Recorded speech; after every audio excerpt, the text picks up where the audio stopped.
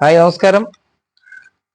Uniform തസ്തികയ്ക്ക് വേണ്ടി പഠിക്കുന്നവരുടെ പ്രധാനമായ ഒരു ചോദ്യമാണ് മലയാളം 10 മാർക്ക് എങ്ങനെ സ്കോർ ചെയ്യാം എന്നൊരു കാര്യം. അത് തീർച്ചയായിട്ടും ഈ പ്രീവിയസ് ക്വസ്റ്റ്യനെ അനലൈസിസ് ചെയ്ത് ഒന്ന് പഠിച്ചു കഴിഞ്ഞാൽ നിങ്ങൾ ഈസി ആയിട്ട് കിട്ടും. മുമ്പ് ഒരു പരീക്ഷയ്ക്ക് ചോദിച്ചതാണ്. ഈ വിഭക്തി പ്രമേയത്തെ കുറിച്ച് ചോദിച്ചിട്ടുണ്ട്, അതിന്റെ വിഭക്തി പ്രത്യയത്തെ കുറിച്ച് ചോദിച്ചിട്ടുണ്ട്. അപ്പൊ ഇതൊന്നും ഇനി പരീക്ഷയ്ക്ക് വരില്ലേ എന്ന് ചോദിച്ചാൽ വരും എന്ന് തന്നെയാണ് എന്റെ അഭിപ്രായം. കാരണം അവര് പഴയ ക്വസ്റ്റ്യനിൽ നിന്ന് തന്നെ നമുക്ക് ഇപ്പോഴത്തെ പി എസ് സി മലയാളത്തില് ഗ്രാമർ പാർട്ട് കൊടുത്തിട്ടില്ല. പക്ഷെ ഇപ്പോഴും പരീക്ഷകളിൽ നിങ്ങൾ പ്രത്യേകം പോലീസ് പരീക്ഷ എടുത്ത് നോക്കിയാൽ അധികവും ഈ വിഭക്തിയൊക്കെ ചോദിക്കാറേ ഉണ്ട്, ഇടയ്ക്കിടയ്ക്ക് ചോദിക്കും. സോ ഇത് പഠിച്ചിരിക്കുക. ഒറ്റ ചോദ്യത്തിൽ നിന്ന് വിഭക്തി പൂർണ്ണമായും പഠിക്കുന്ന ഒരു സെക്ഷനാണിത്. അല്ലെന്നുണ്ടെങ്കിൽ നിങ്ങൾ ഇത് പഠിച്ചതിന് ശേഷം ഇതിന്റെ മാതൃക ക്വസ്റ്റ്യൻസ് പ്രീവിയസ് ക്വസ്റ്റ്യൻസ് ചെയ്ത് നോക്ക്, നിങ്ങൾക്ക് തീർച്ചയായിട്ടും കിട്ടും. വളരെ സിമ്പിൾ ആയിട്ട് എന്നാൽ മറന്നു പോകും. പരീക്ഷയുടെ തലേന്ന് ഒന്നുകൂടെ പഠിച്ചിട്ട് പോകേണ്ട ഒരു കാര്യമാണ്. ഇത് പഠിക്കുമ്പോൾ നോട്ട് ചെയ്തിട്ടോ, ഇത് പരീക്ഷയുടെ തലേന്ന് ഞാൻ പഠിച്ചിട്ടേ പോകുമെന്ന് നോട്ട് ചെയ്തിട്ടോ, അല്ലെങ്കിൽ മാർക്ക് കിട്ടൂല. അമ്മ കുഞ്ഞിന് അപ്പം കൊടുത്തു. അതിന്റെ അടിയിൽ കുഞ്ഞിന് എന്ന് പറഞ്ഞു കഴിഞ്ഞാൽ അടിവര ഇട്ടിട്ടുണ്ട്. ഈ അടിവര ഇട്ടേക്കണത് ഏത് വിഭക്തിയാണ് എന്നാണ് ചോദ്യം. പ്രതിഗ്രാഹിക, പ്രയോജിക, നിർദ്ദേശിക, ഉദ്ദേശിക. ഇതിൽ ഏതാണ് ഉത്തരം എന്ന് ചോദിച്ചു കഴിഞ്ഞാൽ ഇവിടെ ഉത്തരം ഉദ്ദേശികയാണ്. ഇത് എങ്ങനെ വന്നു എന്നുള്ള കാര്യമാണ് നമുക്ക് പഠിക്കേണ്ടത്. ഉദ്ദേശിക എങ്ങനെ വന്നു അതാണ് പഠിക്കേണ്ടത്. ആദ്യം ഉദ്ദേശികയെ കുറിച്ച് പറഞ്ഞുതരാം, അതിനുശേഷം മറ്റുള്ളത് നമുക്ക് പഠിക്കാം. ഇതാണ് ഉദ്ദേശിക. ആ സൈഡിൽ കിടപ്പുണ്ട്, ഞാൻ മാർക്ക് ചെയ്ത് തരാം. ഉദ്ദേശിക എന്ന് പറഞ്ഞാൽ അടിവര ഇട്ടേക്കണ 2 പോയിന്റ് കണ്ട. രാമന്, സീതയ്ക്ക്. ന് അല്ലെങ്കിൽ ഇക്ക്. എന്തൊക്കെയാണ്? ന് ഞായിട്ട് മുകളിൽ ചന്ദ്രക്കല. ന് അല്ലെങ്കിൽ ഇക്ക്.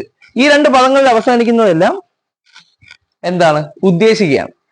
സംഭവം എന്ന് വെച്ചാൽ ഒരു പേരെന്ന് പറഞ്ഞാൽ കർത്താവിന്റെ പദം അല്ലേ, അതിന് വരുന്ന ചെറിയ പ്രത്യേക വ്യത്യാസങ്ങളിൽ വെച്ചിട്ടാണ് ഈ വിഭക്തികൾ പറയുന്നത്. അമ്മ കുഞ്ഞിന് എന്നാണ് കൊടുത്തിരിക്കുന്നത്. കുഞ്ഞിന് എന്ന് പറഞ്ഞാൽ കുഞ്ഞിനെ ഉദ്ദേശിച്ചാണ് ഉദ്ദേശിക. സീതയ്ക്ക് എന്ന് പറഞ്ഞാൽ സീതയെ ഉദ്ദേശിച്ചാണ്. അപ്പൊ ഇക്ക് ന്. ഇപ്പം രാമന് എന്ന് പറഞ്ഞാൽ സീതന് എന്ന് പറയാൻ പറ്റില്ല, സീതയ്ക്ക് എന്നേ പറയാൻ പറ്റൂ. അതുകൊണ്ടാണ് ന്, ഇക്ക് എന്നീ പറയുന്ന 2 വാക്കുകളിൽ അവസാനിക്കുന്ന രീതിയിലുള്ള കർത്തൃപദമാണെങ്കിൽ അതിനെ ഉദ്ദേശിക എന്ന് പറയും. ഓക്കെ, ഇനി നമുക്ക് തുടക്കം തൊട്ട് പഠിക്കാം.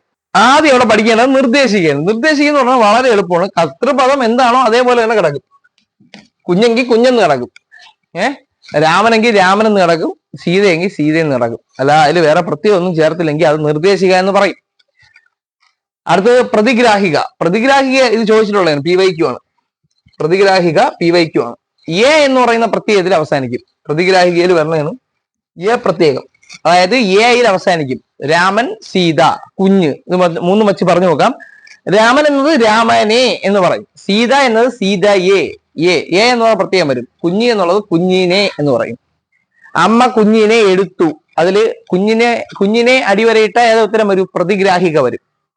ഇനി സംയോജികയില് ഓട് എന്ന് പറയുന്ന പ്രത്യയം വരും. ഓട്, അതായത് കുഞ്ഞിനോട്, രാമനോട്, സീതയോട്, ഇങ്ങനെ ഓട് പ്രത്യയം വന്നാൽ അതേതേ വരൂ?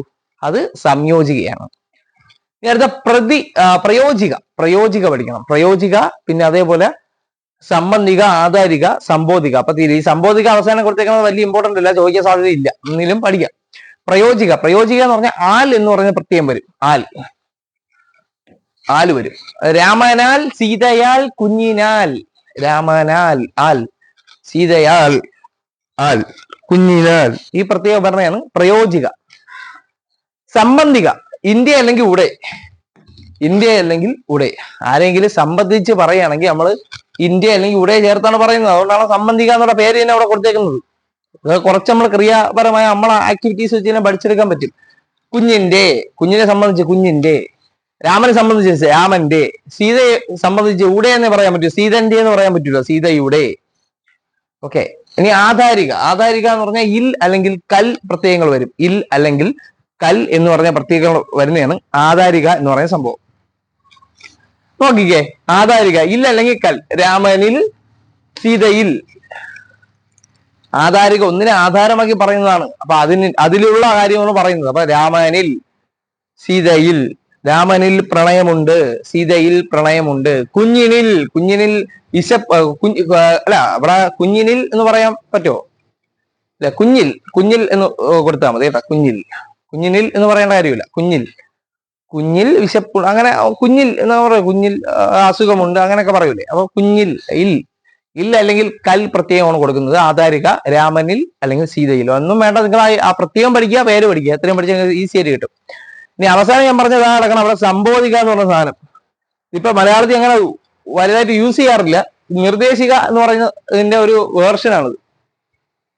രാമൻ, സീത അതൊക്കെ നിർദ്ദേശിക്കുകയാണ്, കർത്തൃപദം മാത്രമേ ഉള്ളൂ. സംബോധികയിൽ വരുമ്പം രാമ എന്ന് പറഞ്ഞിട്ട് ആശ്ചര്യ ചിഹ്നം, ഇത് രാമായണത്തിലൊക്കെ നോക്കിയാൽ കാണാം. സീതേ എന്ന് പറഞ്ഞിട്ട് ഒരു ആശ്ചര്യ ചിഹ്നം, ഇത് വരെയാണെങ്കിൽ സംബോധിക വരും. കുഞ്ഞേ എന്ന് പറഞ്ഞിട്ടൊരു ചിഹ്നം കൊടുത്താൽ സംബോധിക വരും. ഇത്രയാണ് ഇതിൽ വരുന്നത്. കീറാമുട്ടിയൊന്നുമല്ല. ഓരോ ഇപ്പൊ ഈ ഒരു മാർക്ക് ഒരു സെക്ഷൻ വന്നാൽ ഏത് ചോദിച്ചാലും നിങ്ങൾക്ക് വിഭക്തിന്ന് ഉത്തരം കിട്ടും. ഇതാണ് കാര്യമൊന്നുമല്ല പഠിക്കുന്നത്, പഠിച്ചു വെച്ചിട്ട് പോയാൽ ഒരു മാർക്ക് എന്തായാലും കിട്ടും. അപ്പൊ മലയാളത്തിൽ ഒരു മാർക്ക് ഷുവർട്ടി ആവുന്ന ഒരു സെക്ഷനാണ്. നമുക്ക് 10, 15, 16, 17 കാര്യങ്ങൾ പഠിക്കാറുണ്ട്. 13 ടോപ്പിക്ക് കൊടുത്തിട്ടുള്ളൂ. എന്നാലും ഒരു 16, 17 കാര്യങ്ങൾ ഇതേ കണക്ക് പഠിച്ചു പോയാൽ ഈസി ആയിട്ട് ഒരു 10, 15 ക്ലാസ്സുകൾ നിങ്ങൾ പഠിച്ചു കഴിഞ്ഞാൽ പോലും നിങ്ങൾക്ക് ഒരു 5നും 10നും ഇടയിലുള്ള മാർക്ക് ഈസി ആയിട്ട് കിട്ടും. ചിലപ്പോൾ പരീക്ഷ വളരെ കടുപ്പമായിരിക്കും മലയാളം ചോദിക്കുന്നത്. അങ്ങനെയാണെന്നുണ്ടെങ്കിൽ നല്ലപോലെ പഠിക്കുന്ന ഉദ്യോഗാർത്ഥിക്ക് ഒരു 6, 7 മാർക്കൊക്കെ വാങ്ങാൻ പറ്റുള്ളൂ. ആ സമയത്ത് നമുക്ക് 5 മാർക്ക് വാങ്ങിച്ചാൽ മതി, നമുക്ക് ലിസ്റ്റിൽ കയറാൻ. അത് 5എങ്കിലും നമുക്ക് വാങ്ങിച്ചിരിക്കണം, അതിനിങ്ങനെ പഠിക്കണം കേട്ടോ. ഓക്കെ, അപ്പൊ അമ്മ കുഞ്ഞിന് അപ്പം കൊടുത്തു. കുഞ്ഞിന് ന് എന്ന് വന്നു കഴിഞ്ഞാൽ നമ്മൾ ഏതേ കൊടുക്കുള്ളൂ? രാമന്, സീതയ്ക്ക്, അല്ലെങ്കിൽ ഇക്ക് വന്നു കഴിഞ്ഞാൽ അതേ ഒരു ഉദ്ദേശിക്കുകയാണ്. കുഞ്ഞിനെ ഉദ്ദേശിച്ചാണ് പറയുന്നത് കേട്ടോ. നിർദ്ദേശിക്കുകയാണെങ്കിൽ അത് ഒരു മാറ്റമില്ല, അതേപോലെ വരും. അതിന് കറക്റ്റ് ഒരു വിഭാഗമാണ് ഈ സംബോധിക. അതിപ്പോ ചോദിക്കാറില്ല. രാമ, സീത എന്ന് പറഞ്ഞിട്ട് ഒരു ആശ്ചര്യ ചിഹ്നം കൊടുത്തു കഴിഞ്ഞാൽ സംബോധികയാണ്. പ്രീവിയസ് ക്വസ്റ്റ്യൻ തൊട്ട് താഴത്തെ പ്രതിഗ്രാഹിക, അതിൽ ഏ പ്രത്യയം രാമനെ, സീതയെ എന്ന് പറഞ്ഞു വരും. സംയോജിക്കുകയാണെങ്കിൽ ഓട്, സംയോജിച്ചു, ഒന്നിനോട് സംയോജിച്ചു, ചേർന്നു എന്ന് നമ്മൾ അർത്ഥം വരുത്തുന്നു. അങ്ങനെയാണെങ്കിൽ അത് ഓട് എന്ന് പറഞ്ഞ പ്രത്യേകത വരും. രാമനോട് സീത പറഞ്ഞു, സീതയോട് രാമൻ പറഞ്ഞു, ഓടു എന്ന് പറഞ്ഞ പ്രത്യേകത, പ്രത്യയം അല്ലെ, വിഭക്തി. ഇനി പ്രയോജിക. പ്രയോജിക എന്ന് പറഞ്ഞാൽ ഒരാളെ കൊണ്ടാണ് പ്രയോജനം വരുന്നത്. രാമനാൽ എനിക്ക് പ്രയോജനപ്പെട്ടു, സീതയാൽ എനിക്ക് പ്രയോജനം ചെയ്തു. അപ്പൊ അത് എന്താണ്?